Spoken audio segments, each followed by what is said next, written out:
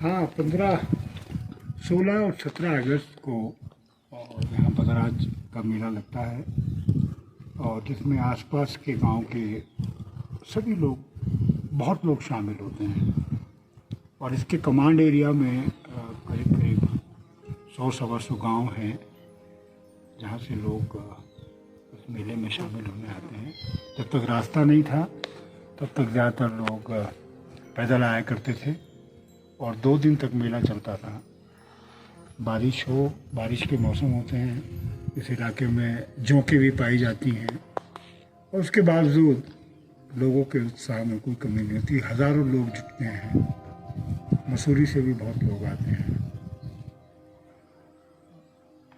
लोग भगवान बलराम को याद करते हैं। बलराम चूँकि कृषि के देवता हैं तो लोग अपने घर से अनाज, घी, दूध, मट्ठा, जो भी उनकी कृषि उपज है उससे बनी हुई चीज़ें लाकर यहाँ बलदेव स्वामी या भद्राज देवता पे चढ़ाते हैं।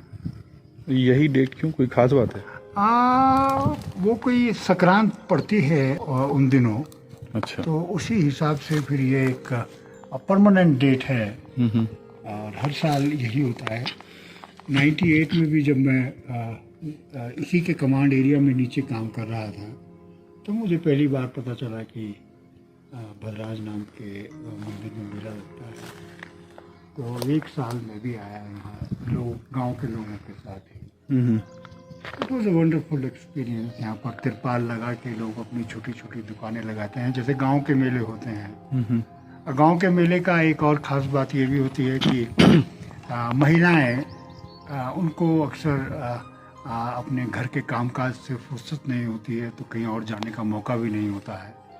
मेले उनके लिए एक नई उत्साह, उमंग लेके आते हैं और मेले में उनके मतलब की चीज़ें, चूड़ी, बिंदी, श्रृंगार के सामान भी मिल जाते हैं।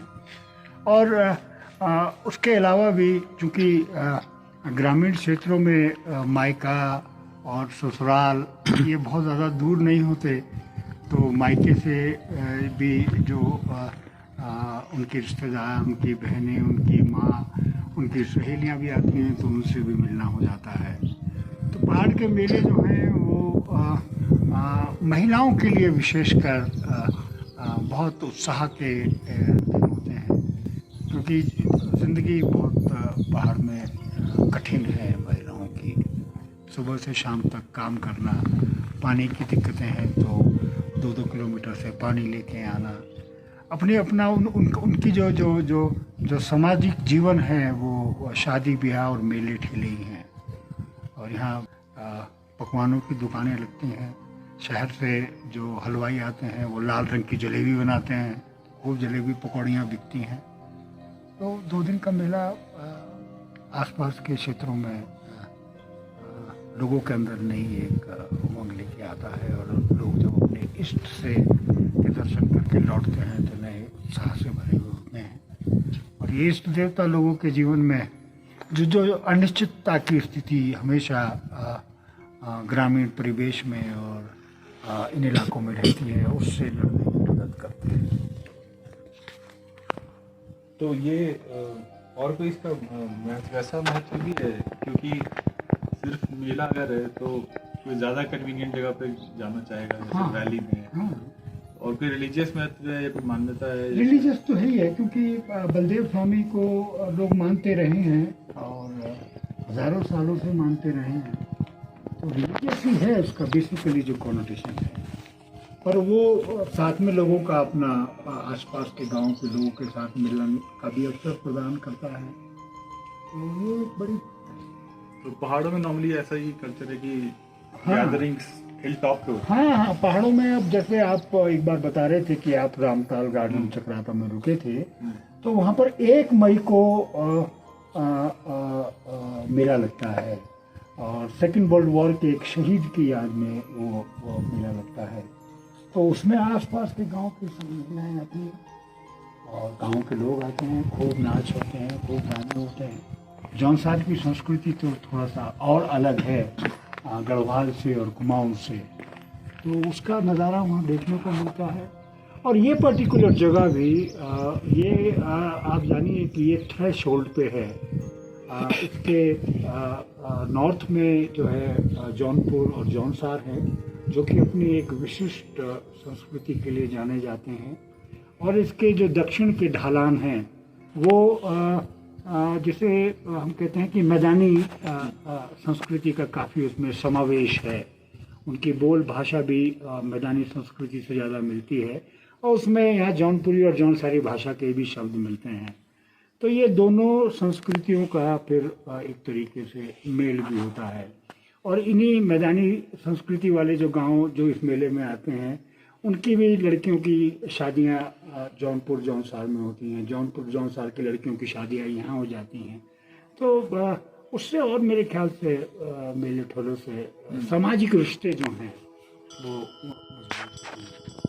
तो मेले ठेले जो हैं सामाजिक एकता बनाए रखने के लिए, समरसता बनाए रखने के लिए ज़रूरी हैं, क्योंकि जीवन बहुधा नीरस हो जाता है यहाँ, और उससे उसको ब्रेक करने के लिए ये मेले ठेले होते हैं। और पहाड़ में हर जगह 5, 10, 20 गांव के समूह में कोई ना कोई ऐसा अवसर जरूर होता है कि लोग मेला में आते जाते हैं।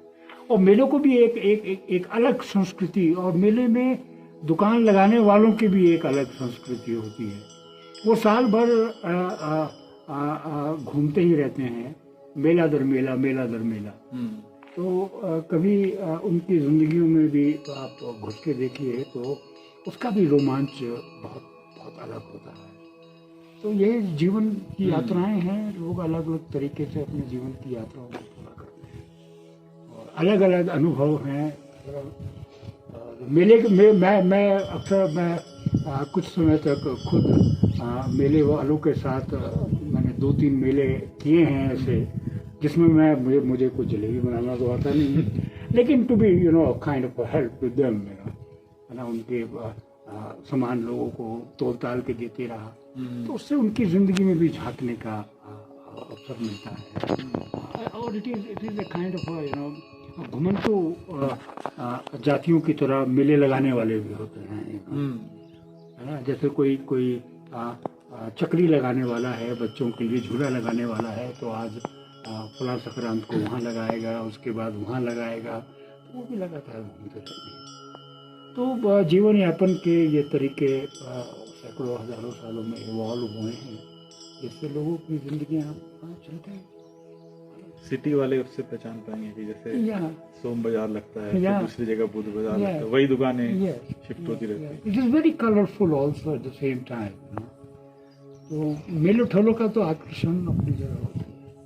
बायो सोशल मीडिया हो गया, इंटरेक्शन। चलिए थोड़ा सा पिक्चर खींच पाएंगे आप कि कहाँ टेंट लगते हैं? हाँ, पहले तो ये सब स्ट्रक्चर, जब मैं पहली बार आया था तो there wasn't any structure here. ये बाद में बने हैं, और इन्हीं जगह पर लोग अपने तंबू का नात लगा लेते हैं, पेरीफेरी। हाँ, पेरीफेरी में ही।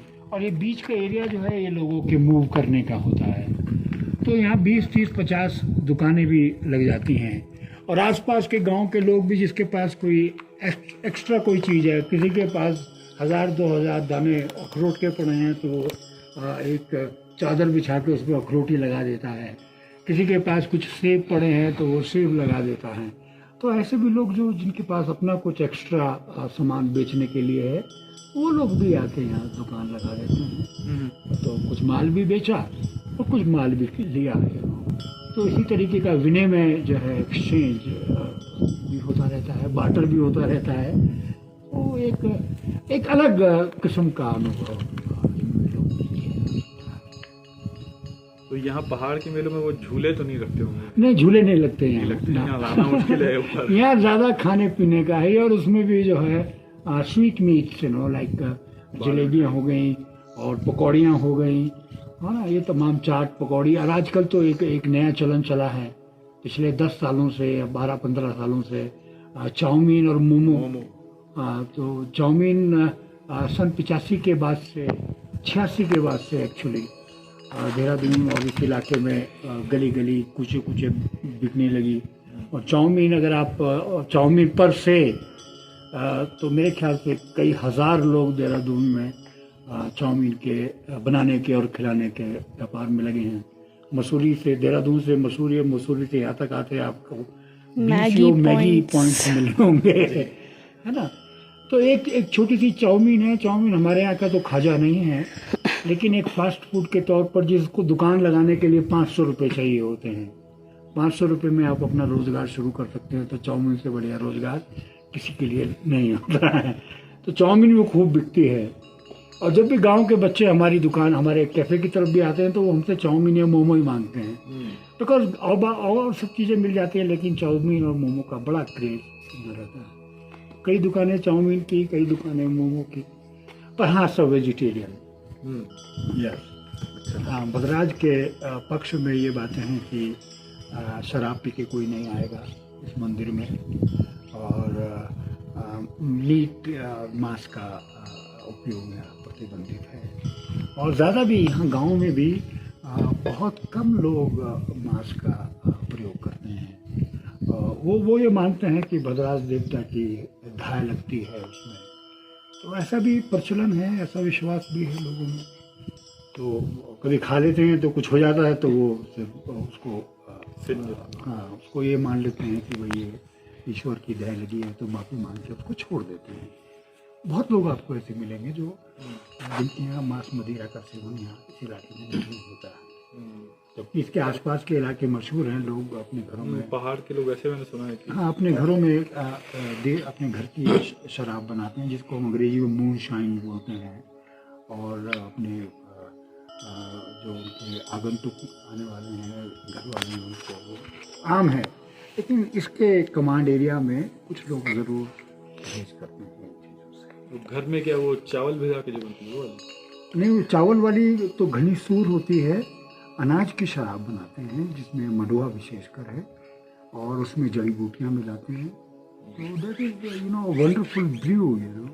मधुआ बोला आपने? नहीं, मंडुआ। मंडुआ इज अ बकवीट। बकवीट यहाँ का एक कॉमन मोटा अनाज है। पहले तो ये गरीबों का ही खाजा हुआ करता था, और अमीर लोग गेहूँ खाते थे, और आज अमीर लोग मंडुआ और फाफड़ा ढूंढते हैं, और गरीब लोग गेहूँ खाते हैं, है ना। तो समाज में ये बदलाव तो समय के साथ आते हैं। हाई फाइबर फूड जो है, पहले गरीबों का खाजा हुआ करता था क्योंकि मेहनत करते थे। अब हाई फाइबर फूड जो है वो अमीरों का खाजा है। हाँ? और टिपिकली यहाँ कोई आए तो हवा में जो है गढ़वाली गाने सुनाई देते हैं। हाँ, जौनपुरी और जौनसारी। अच्छा, यस, मोस्टली बिकॉज ये इलाका जो है ये गढ़वाल से थोड़ा सा अलग है। बोल भाषा भी अलग है, संस्कृति, आचार व्यवहार भी गढ़वाल से अलग है। गढ़वाल और यहाँ का मिक्स बहुत मुश्किल है। ये लोग, और उनकी विशिष्ट अपनी संस्कृति है, जिसको एक ज़माने में तो जो जौनसार का क्षेत्र है, और उसमें और जो ऊपर के क्षेत्र हैं वो दुर्योधन के और कौरवों के क्षेत्र माने जाते थे। दुर्योधन का मंदिर था, है ना। तो ये बिल्कुल अलग संस्कृति है, और अभी तक अक्षुण है। अभी तक लोग उस संस्कृति का पालन करते हैं।